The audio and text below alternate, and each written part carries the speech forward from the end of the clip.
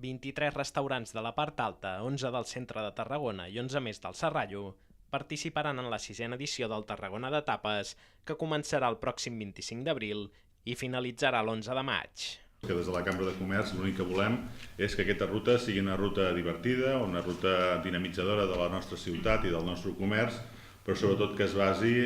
sobretot i per damunt de tot, amb la qualitat dels productes i amb la qualitat del servei dels establiments. Com a novetat d'enguany també destacar que les persones que vagin aquests dies a donar sang al banc de sang del Joan 23 rebran 2 vals per consumir 2 tapes de forma gratuïta. Entenem que també és una activitat important de donar suport a una entitat com és el Banc de Sang de Catalunya, que té molt sovint les seves necessitats de donants i que a través d'aquesta promoció també podem ajudar i col·laborar. Com cada any el preu de la tapa més la beguda serà de 2,5 euros.